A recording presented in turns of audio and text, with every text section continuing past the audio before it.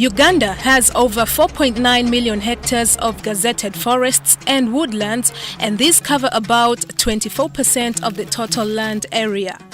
30% of Uganda's forests are in protected areas managed as 191 local forest reserves, 506 central forest reserves, national parks and wildlife reserves. The remaining 70% are in the hands of private management. These forests support growth of several sectors, including industries and agriculture, a backbone to household and a national economy.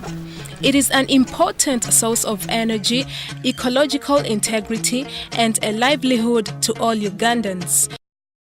They are crucial for rain formation. They are crucial for filtering the water for human consumption.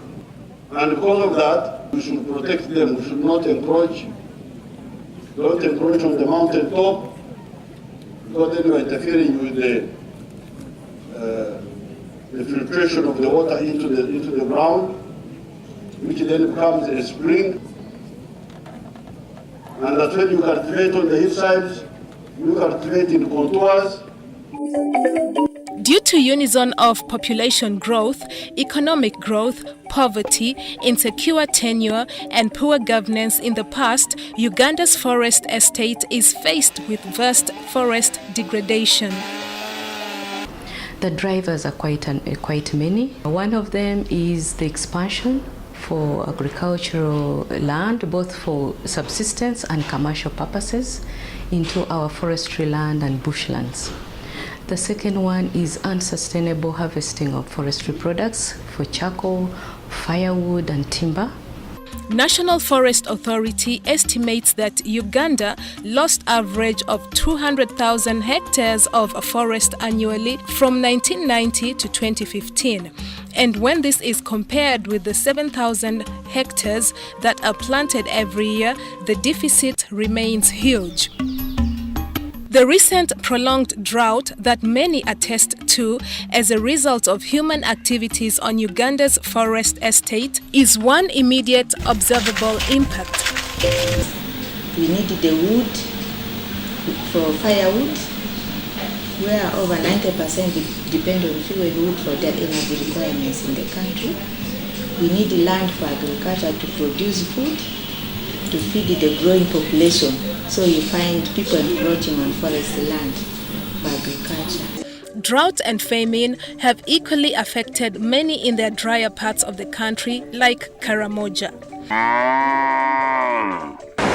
Floods and landslides have killed and displaced people in Bududa and Kasese in the recent past.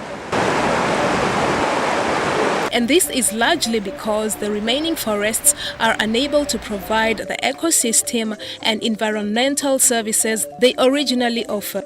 They lease them out for charcoal burning, and that's how we've lost forest cover because of that, because they thought they have to use that to maintain the district's income. Reduction of emissions from deforestation and forest degradation RED+ is a government of Uganda adopted mechanism to reduce carbon emissions that are as a result of forest degradation and creating a financial value for the protection of carbon stored in forests. We want to reduce emissions from deforestation and degradation. But we're also looking at it now from the bigger picture of reduction of emission as far as carbon is concerned. RED+ mechanism will be delivered through the proposed strategic options. One of them is climate smart agriculture, sustainable land management, harvesting of rainwater. So we want to have a strategic option on integrating wildfire management in our plantations, in our natural forests, in whatever we do in our forestry management. These require commitment from development partners and government at all levels. These agencies under the UN National Joint Program have worked with other development partners, including the World Bank, the Forest Carbon Partnership, as well as the Austrian Development Corporation, in support of government through the Ministry of Water and Environment to implement the RED preparedness program in Uganda. I would like to appeal to the partners, but also to government, to really come and support this program, because ultimately it will help us achieve our desired vision, the Vision 2040, but also to be able to reach the middle income status without compromising the natural resources that are critical for that process to go on.